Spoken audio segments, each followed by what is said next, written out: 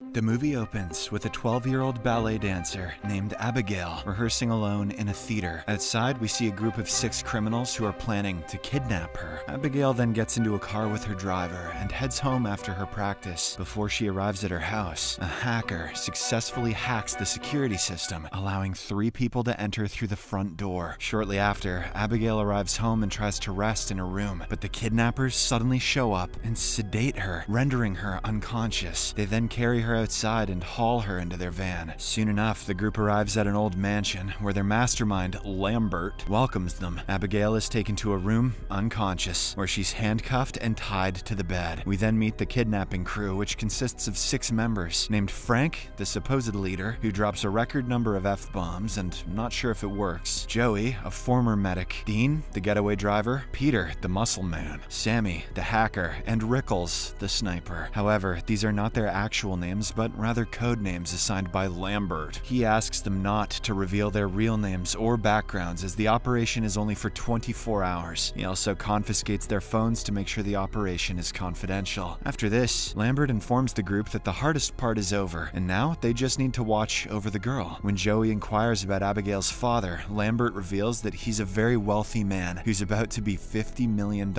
poorer. He assures them that after the ransom is paid, each member will receive $7 million and can go their separate ways. Lambert then says that he will see them after 24 hours and leaves the mansion. Later, they all start drinking, except Joey, who claims she needs to be with her son soon. Dean then begins guessing everyone's backstories, but Joey interrupts and says that he has it all wrong. The others then bet money on whether she can correctly guess their stories. Joey correctly deduces that Frank was a cop, Peter was a mob enforcer for the Quebec Mafia, and Sammy is from a wealthy family who engages in criminal activity for fun. In response, Frank also correctly points out that Joey is a former junkie. Frank himself is a former douchebag. Still a douchebag, but he used to be one too. Hearing this, Joey gets a bit nervous and goes to check on Abigail, who is awake and very distressed. She puts on a mask and carefully removes the blindfold from the girl. Abigail mentions that her hands hurt, so Joey loosens her cuffs as well. They begin talking, and Joey shares that she has a son who is the same age as her. The little girl is terrified and believes she might die, but Joey reassures her that as long as she behaves and her dad pays the ransom, she'll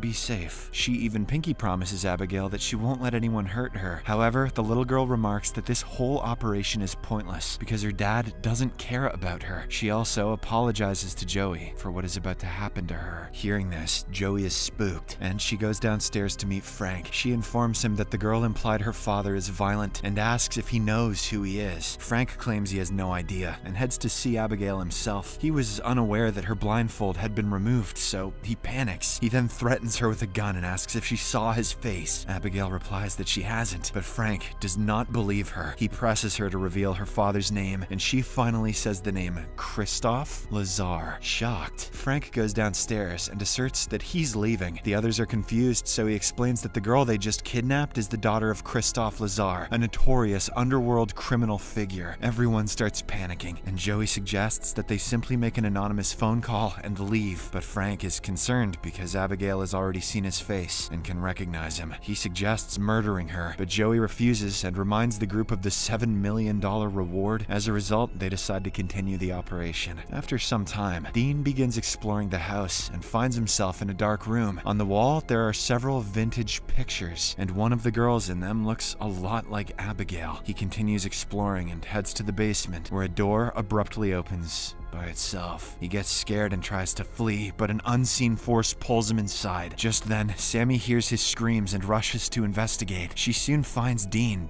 dead, with his head severed from his body. She starts screaming and immediately calls the others, who are also horrified by the scene. In the aftermath of this incident, Joey mentions Lazar's infamous hitman, Valdez, who is known for decapitating his victims. It turns out that the FBI apprehended 3 top members of Lazar's gang in New York many years ago. They were kept safe in a hotel before their trial, with security guards stationed around every corner. The next morning, the FBI shockingly discovered all 3 dead. Their heads heads severed and their organs missing. Surprisingly, the room was only accessible via a door and a window on the 23rd floor. Freaked out, the group rushes to check on Abigail, who's still in the room. Rickles is disturbed by the events and decides to depart. However, when he attempts to exit through the front door, he discovers another barred door in front of it. He and the other members make every effort to break through it, but to no avail. To make matters worse, their actions trigger a security system that closes all of the windows and doors, trapping them inside. Later, Joey goes to meet Abigail and asks if anyone visited her except the man with the glasses, meaning Frank. The girl initially denies this, but later claims that the man in glasses will harm her if she reveals the secret. She then lies that the man works for her father, and his name is Valdez. Hearing this, Joey heads to confront Frank, but she suddenly hears a noise. She turns back and notices Rickles standing strangely. She approaches him, but is horrified to see that he has been brutally injured. Before Rickles can say anything, he passes away and collapses on her. In the next scene, Joey gathers the group again and accuses Frank of being Valdez. She reveals what Abigail told her earlier and asserts that he killed the two people. Frank responds that this isn't true and that the girl is just trying to manipulate her to turn against each other. He decides that he's had enough and orders Peter to kill the girl. The latter obliges and proceeds to shoot Abigail, but Joey stops him in the nick of time. The others also arrive and they get into an argument about whether they should kill the girl or not. During this time, Sammy notices Abigail easily removing her handcuffs. She tries to warn the others, but Abigail suddenly transforms into a vampire and attacks Peter. Frank then shoots her in the face, and for a moment it seems that she dead. But seconds later, Abigail rises again and begins attacking all of them. Eventually, the group manages to flee and locks her inside the room. At this moment, they realize that the stories about Valdez's impossible assassinations are true because Abigail is Valdez and she is a vampire. They start trying to figure out how to deal with her and consider using the basic tropes such as garlic cloves, crosses, silver bullets, and stakes. Sammy goes and grabs some onions, thinking they're garlic. She says it's because she's not a chef, but the truth is, it's because she doesn't have a brain. After this, everyone except Joey goes to confront Abigail, but she is casually dancing with Dean's corpse. Sammy then attacks her with garlic, but Abigail easily subdues her. Then she throws Peter to the ground and hits his chest with his own cross, making him bleed. Meanwhile, Frank attempts to stab her with a wooden stake, but she disarms him and stabs his leg instead. He says the F word many more times. Feeling defeated, the trio heads downstairs, where Joey tends to their wounds. She suggests that while Abigail may seem nearly indestructible, there's still hope. She recalls how the tranquilizer injection worked on her when she was abducted from her home. Therefore, she proposes a plan to capture Abigail once again and administer the drug. Following this, the four of them split up and begin looking for Abigail. Peter is the first one to be attacked, so he flees and locks her in a room, but the vampire easily breaks the door and chases after him while doing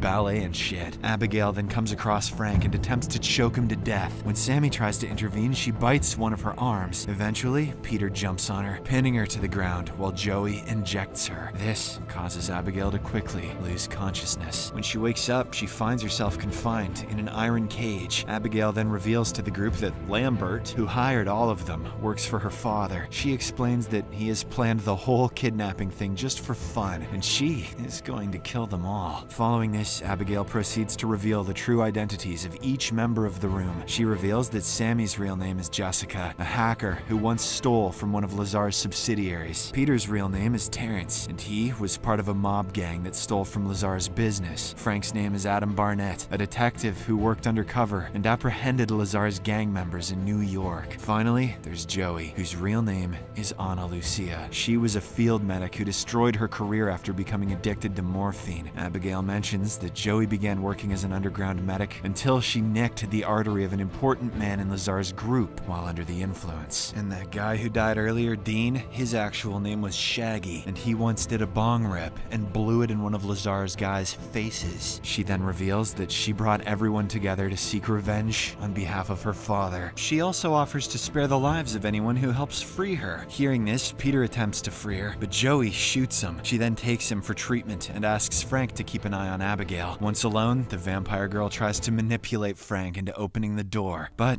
he doesn't budge. As a result, she herself breaks open the door and begins attacking him. Turns out she was just pretending to be confined so she could mess around with the group. Abigail then proceeds to kill Frank, but before she can do so, Joey arrives and breaks one of the window shields. This allows sunlight to enter the room, and Abigail's hand is badly burnt by it. Taking advantage of this opportunity, Frank and Joey run down to the library with the others. They notice that the sunlight is coming from a specific window and realize that they're safe there until dawn. Afterward, Sammy suggests that there must be a power source inside the house. If they can get a hold of that, she can easily destroy it, which will result in the shields being removed. Frank then says, "So what, are you gonna unplug the fucking house?" Which is a great line. The group likes her idea, and they split up into pairs to search for the power source. Moments later, Abigail plays music again and takes control of Sammy, who was bitten earlier. Sammy instantly transforms into a vampire and attacks Peter. After killing him brutally, she begins ballet dancing under Abigail's control. She is very good at doing vampire ballet. Shortly after, Joey and Frank arrive at the scene and notice that Sammy is behaving strangely. She tells them that Peter is dead and begins laughing strangely.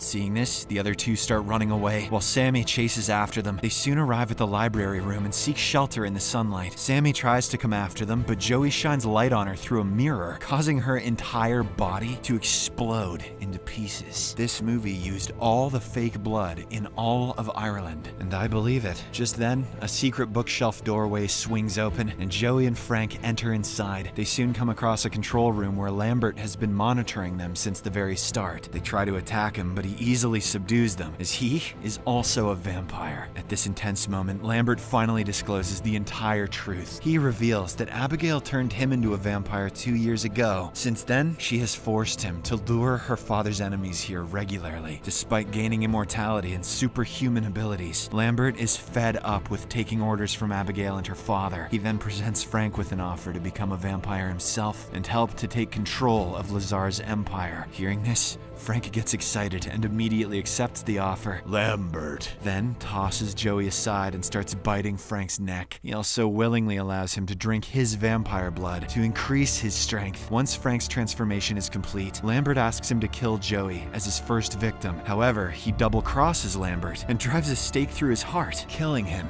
instantly. More blood, more F-bombs, and Dan Stevens cuts the coolest vampire pose I've seen in a long time. After this, Frank shifts his attention to Joey and tries to kill her, but Abigail arrives at the same time and engages him in a fight. With his newfound strength, Frank easily overpowers her and drinks her blood. This makes her very weak, and she collapses to the ground. Meanwhile, Joey rushes to the control panel and deactivates the security measures. She tries to escape the mansion, but finds the exit blocked, leaving her frustrated. Shortly after, Frank corners her and begins tossing her around like a sack of potatoes. He wants to turn her into a vampire that he can control. At one point, Abigail approaches Joey and claims that she is too weak to defeat him alone. Since he is becoming increasingly destructive, the girls decide to team up and put an end to Frank by fighting together. But even with their combined efforts, they cannot manage to hurt him. He instead grabs Joey and ends up biting her. Frank now thinks that Joey will do whatever he orders her to do. So he hands her a stake and commands her to kill Abigail. Joey pretends to move towards the little girl, but she soon turns around and attacks him instead. Abigail also joins her, and after an intense fight, they manage to subdue him. They then thrust a stake into Frank's heart until his entire body explodes. More blood, no more F-bombs. In the aftermath, Abigail thanks Joey and informs her that she's now freed from the vampire's curse since Frank is dead. This relieves Joey, and she prepares to leave, but just then, she is confronted by Abigail's father, Christophe Lazar. He tries to kill her for kidnapping his daughter, but Abigail stops him. She explains that Joey saved her life today and pleads with him not to harm her. Hearing this, Lazar feels grateful and decides to let her leave. The movie then concludes as we see Joey escaping the mansion, drenched in blood. Subscribe for more videos like this, turn on notifications, and leave a like to help the channel out. Thank you for watching.